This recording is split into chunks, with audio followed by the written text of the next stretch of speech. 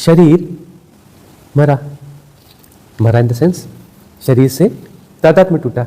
समझ में आएगा कि इसे मरना नहीं कहते, शरीर से तादाद में टूटा और स्थिर रहो। यदि भीतर स्थिरता और प्रगाढ़ है तो मन नहीं होगा, मन नहीं होगा, मन नहीं है तो अमनी दशा, अमनी दशा में शरीर जाएगा, शरीर जा रहा है उसके साथ में मनस शरीर भी जाएगा।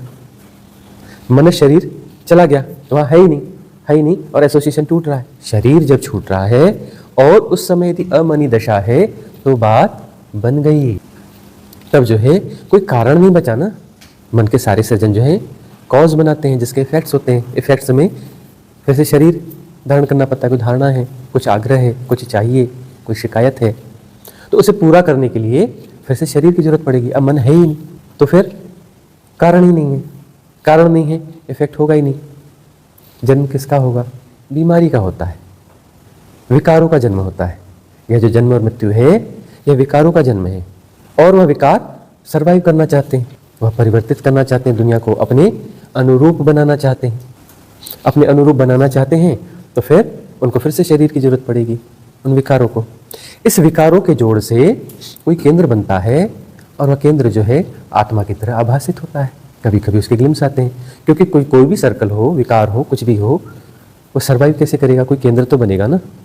परिधि को संभालेगा कौन? केंद्र ना। और केंद्र और परिधि किसको निर्मित करती है? केंद्र को। अन्योन्याश्रित है ना, ठीक है ना। विकार काल्पनिक है, विसर्जित हो जाएंगे, तो केंद्र भी विसर्जित हो जाएगा, वह भी काल्पनिक है। काल्पनिक है तो फिर कैसे काम करता है? काल्पनिक है लेकिन ऊर्जा का आरोहण है ना। वह जो काम, क्रोध या विकार हैं वह ऊर्जा पे तो आरोहित हो रहे हैं, ऊर्जा पे राइड कर रहे हैं, है ना। वह कल्पना है लेकिन उसमें ऊर्जा भी है, काल्पनिक है लेकिन ऊर्जा भी है। तो ऊर्जा का स्ट्रक्चर बन गया है, कोई स्ट्रक्चर बन गया है, कोई फॉर्म बन गया है। वो फॉर्म रिपीट हो रहा है, रिपीट हो रहा है, रिपीट हो रहा है। उससे भ्रांति हो जाती है कि कुछ है। ऊर्जा उस महा ऊर्जा का भाग है, वह ऊर्जा मेरी ऊर्जा जैसा कुछ नहीं है, उस महा ऊर्जा का भाग है।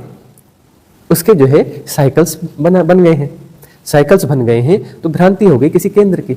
ऊर्जा उस महा ऊर्जा का भाग है, वह मेरी ऊर्जा नहीं है।